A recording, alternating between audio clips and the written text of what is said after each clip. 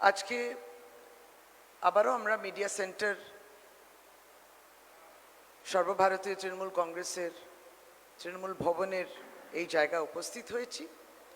গুরুত্বপূর্ণ দু একটি কথা এবং বিশিষ্টজনের যোগদান করবেন, তাদেরকে আমরা স্বাগতম জানাবো।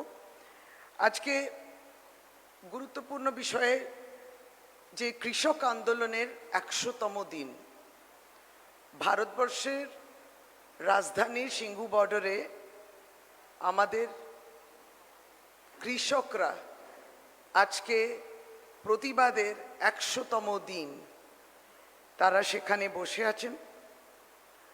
আপনারা জানেনও যে যখন এই আন্দোলন আরম্ভ হয়, কৃষকরা যখন আন্দোলন আরম্ভ করেছিলেন ৪ঠা ডিসেম্বর, অর্থাৎ কৃষক আন্দোলনের তখন ৬ষ্ঠ দিন ছিল, সেদিনকে মাননীয়া মমতা বন্দ্যোপাধ্যায় তিনি তার ৫ সদস্যের একটি দল, অর্থাৎ সর্বভারতীয় তৃণমূল কংগ্রেসের থেকে নির্বাচিত আমাদের দলীয় সাংসদ, প্রাক্তন সাংসদ, তারা ছিলেন তখন ডেরেক ওব্রায়ান, শতাব্দী রায়, প্রসূন ব্যানার্জি, প্রতিমা মণ্ডল এবং নাদিমুল হক। তারা সকলেই গিয়েছিলেন মমতা বন্দ্যোপাধ্যায়ের বার্তা নিয়ে। সরাসরি মমতা বন্দ্যোপাধ্যায় কৃষকদের সঙ্গে সেদিনকে কথাও বললেন, আমাদের প্রতিনিধি দল তারা দেখাও করলেন, তাদের মতামত তারা জানান এবং কৃষকরা সেদিন থেকে অনড়ই ছিলেন এবং তাদের একটা মাত্রই দাবি ছিল যে, এবং বলেও ছিলেন যে কেন্দ্রকে অবশ্যই এই কৃষকদের বিল বাতিল করতে হবে, যেটা আমাদের মুখ্যমন্ত্রী মমতা বন্দ্যোপাধ্যায়ও একই কথা বলেছিলেন। খুবই দুর্ভাগ্যজনক যে আমাদের সকলকে, এই দেশের নাগরিকদের যারা খেতে দেন সেই কৃষকরা এখন এই আন্দোলনের সময় না খেয়ে রয়েছেন, প্রতিবাদ করছেন।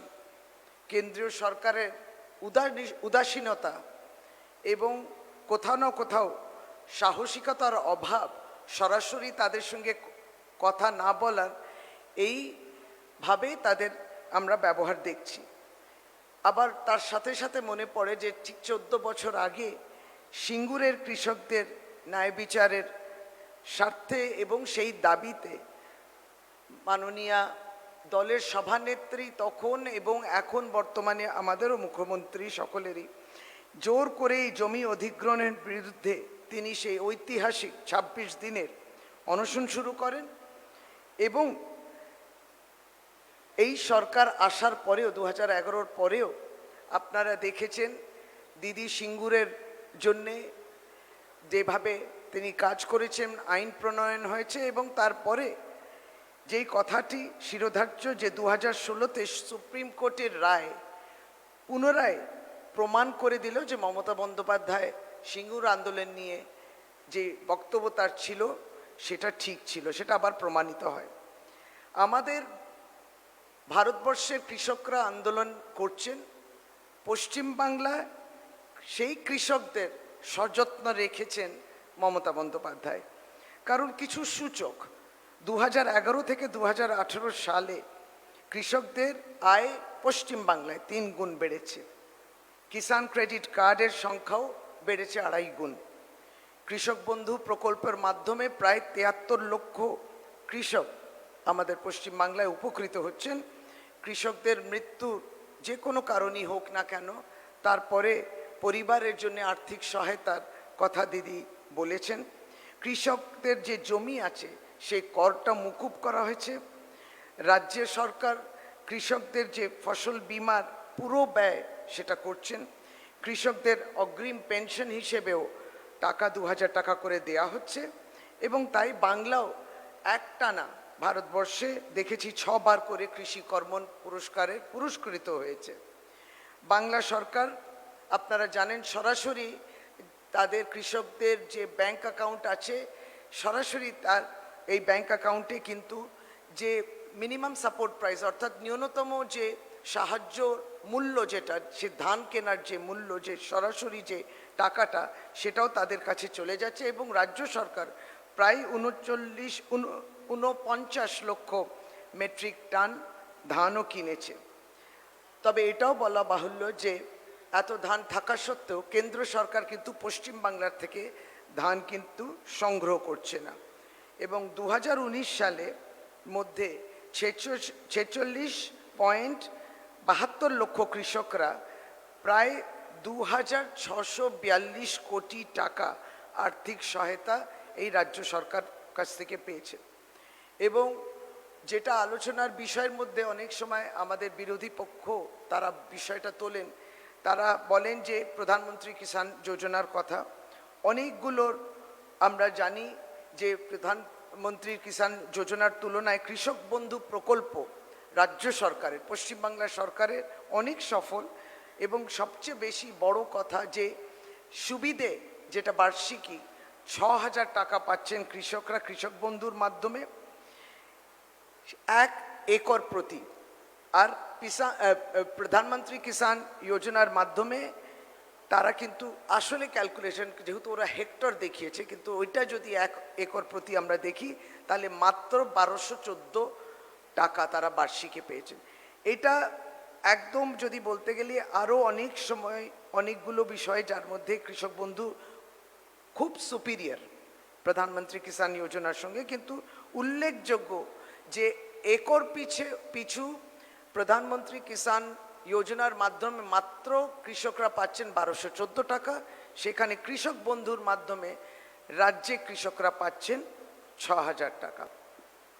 এই কৃষকদের আন্দোলনকে কুর্নিশ জানাই, এইটা মূল বিষয় ছিল আজকে আমাদের বলা। আর তার সাথে আমরা আজকে দুজন বিশিষ্টজন এসছেন আমাদের মধ্যে যারা ইচ্ছে প্রকাশ করেছেন এবং তাদেরকে আমি মঞ্চে আহ্বান করছি।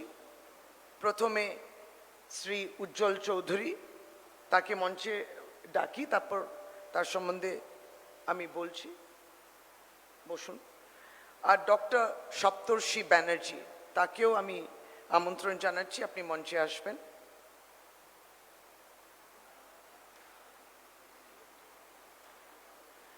আবারও সর্বভারতীয় তৃণমূল কংগ্রেসে আপনারা দেখছেন যে যোগদান করছেন বিভিন্ন পেশা, বিভিন্ন কাজ সঙ্গে যুক্ত পশ্চিমবাংলায় মানুষ, তারা মমতা বন্দ্যোপাধ্যায়ের দলে যোগদান করছেন। আমার ডান দিকে বসে আছেন উজ্জ্বল চৌধুরী মহাশয়, যিনি মালদা ম্যাঙ্গো মার্চেন্টস অ্যাসোসিয়েশনের সাধারণ সম্পাদক।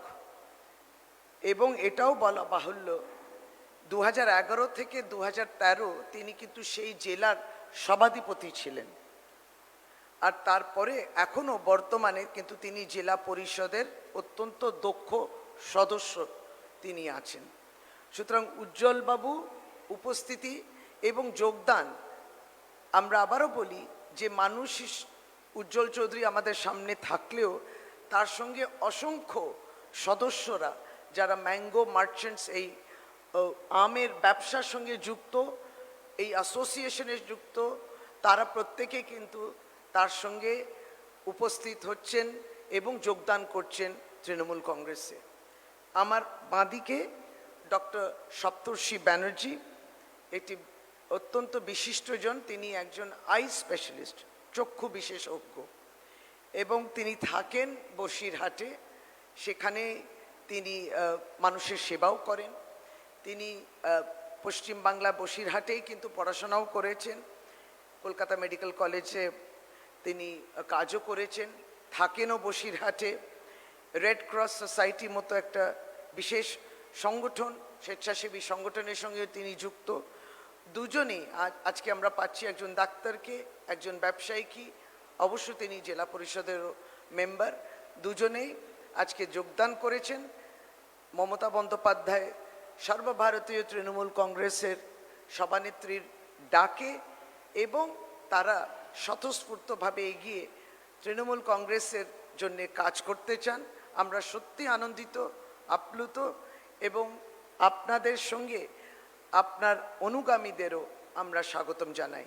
তাই ফর্মাল জয়নিং ইনটা আজকে আমরা তাদের হাতে দলীয় পতাকা তুলে আজকে আপনাদের সামনে, আপনারা ঠিক সেইভাবে ছবিটাও নিয়ে নেবেন।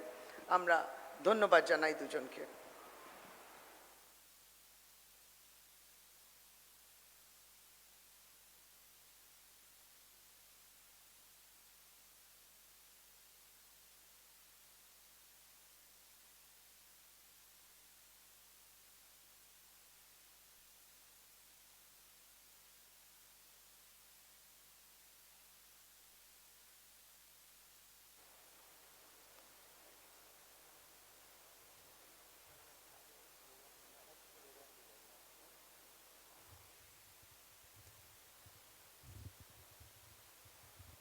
উজ্জ্বল বাবু দু একটি কথা বলবেন, আর ডক্টর সপ্তর্ষি ব্যানার্জি তারপরে বলবেন। আমরা একসঙ্গেই স্লোগানটাও দিয়ে দিচ্ছি। উজ্জ্বল দা বলছেন যে দিদি আমি বলতে চাই স্লোগানটা, সুতরাং তার হাতেই মাইকটা দিচ্ছি। তৃণমূল কংগ্রেস জিন্দাবাদ, জিন্দাবাদ জিন্দাবাদ মামাটি মানুষ জিন্দাবাদ, জিন্দাবাদ জিন্দাবাদ। মমতা ব্যানার্জি জিন্দাবাদ। জিন্দাবাদ জিন্দাবাদ। ধন্যবাদ।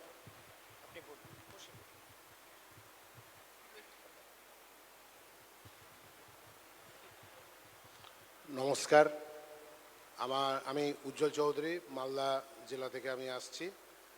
আমি 4 বারের জেলা পরিষদের সদস্য, এইবারও আমি জেলা পরিষদের সদস্য আছি। আমি বিভিন্ন সময় বিভিন্নভাবে মানুষের সমাজের সাথে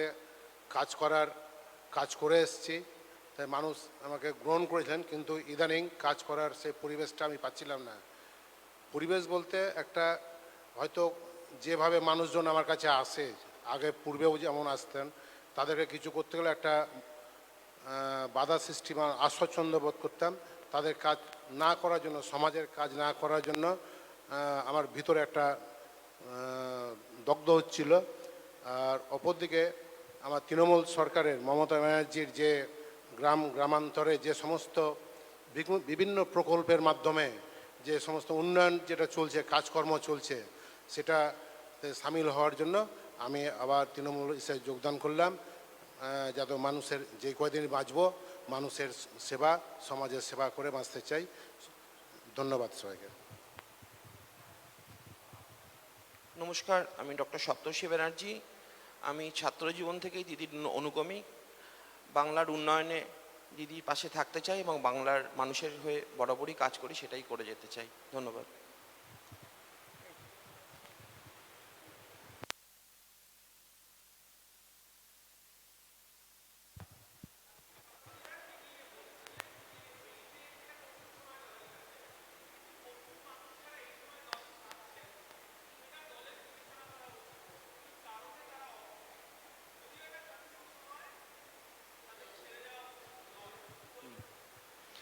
আমি এটাই বলবো যে এই মুহূর্তে ইলেকশন ঘোষণা হয়েছে এবং আমরা সকলেই প্রস্তুতি, যেটা 10 বছর ধরে যে কাজটা হচ্ছে সেই প্রস্তুতি নিয়ে আমরা মাঠে ময়দানে লড়ছি।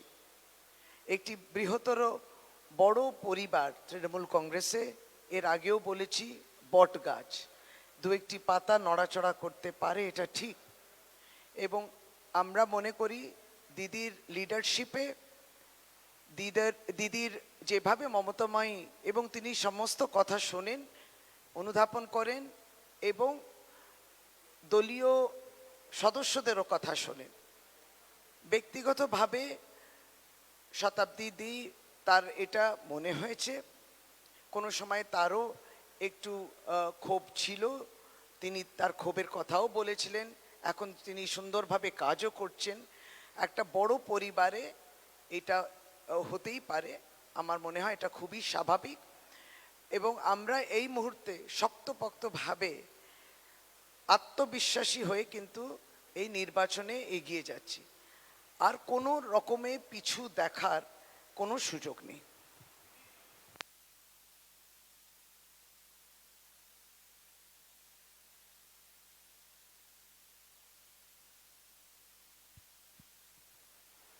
Today is the 100th day of the farmers' protests.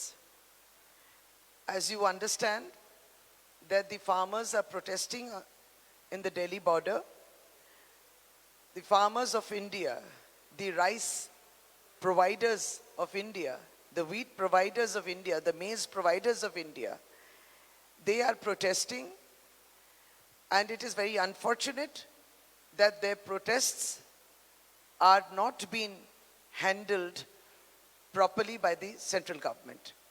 We are here to say that on 4th of December, under the leadership of Mamata Banerjee and on her direction, 5 members of All India Trinamool Congress visited the farmers and Mamata Banerjee spoke to them. The members include Derek O'Brien, Shatabdi Rai, Prashun Banerjee, Pratima Mondol, Nadimul Haq. And Mamata Banerjee spoke directly to the farmers and she assured her total support. Still now, she has assured her support, full-hearted support. She has encouraged them because she believes that this is against the farmers, and she stands by their demand too that these bills should be totally recalled. Hence, we would say that we stand by the farmers, and we always reflect on what happened in Singur 10 years back when Didi, in fact, you remember that as an opposition leader, she was the person who first stepped in, stood by the farmers of Singur, where forcibly their land was being acquired against their desires and wishes. So that history we will never forget. And in fact, Didi, since then, when she had done the 26-day agitation and 26-day fasting, after that, when Didi came to power, we have also seen that we have stood by Singur with the introduction of the law. And after that, this was endorsed, and I would say even Supreme Court's decision in 2016 was, it really endorsed the fact that yes, the revolution was so much justified. So I just need to correct once that it was 14 years back, and the Singur Andolan. And Didi had sent this time, on the 6th day of agitation, she sent her parliamentary delegation to the Delhi border. That was on December 4th. And the second time she again sent a delegation, that was on 23rd December. She is extremely concerned about this. So twice our delegation has visited. During COVID times, with such difficulty, the Kisans, the farmers are there on the borders of Delhi. And we have seen how the callous attitude of the central government and how they have kind of tried to, give it another kind of a name and image. And it is very unfortunate. So we feel that the farmers in West Bengal are well looked after. And as I have mentioned, there are certain indicators which always prove this, because West Bengal is one state where West Bengal has won the Krishi Korman Award for 6 years, one after the other. And the award is given by the government of India, no less than government of India. And also that the farmers' income has increased thrice in West Bengal. The Kisan credit cards, nearly about 2.5 times it has increased. Our Kisans here are well looked after by the Krishak Bandhu Prokalpo, the Krishak Bandhu scheme, which has been launched by Mamata Banerjee. And every year, 6,000 rupees they get per acre. This is in sharp contrast to 1,214 rupees, which actually Pradhan Mantri Kisan Yojana Fund provides for per acre to the farmer. So that is also, the success story behind our Krishak Bandhu scheme. And also, we would say the Fasal Bima, the insurance is also looked after by the West Bengal government. We also provide 2,000 rupees as a pension to the Kisan. Also, we have said before that due to any kind of unfortunate deaths which may happen, the Kisans are provided with sahayata, with assistance on death of the Kisan. There has been a direct benefit transfer of the minimum support price to nearly 49 lakh, to the tune of 49 lakh metric ton. I mean, this is the amount of metric tons which has been purchased by the West Bengal government, and the amount has been transferred by DBT to their accounts. So, in fact, we regret the fact, we rue the fact that the government of India does not even purchase the dhan from us, the production, the rice production that the state has been doing. It does not procure. There's no procurement of paddy. 2019, we 46.92 lakh farmers were given 2,642 crores rupees as help, which was the financial assistance which was also given to them.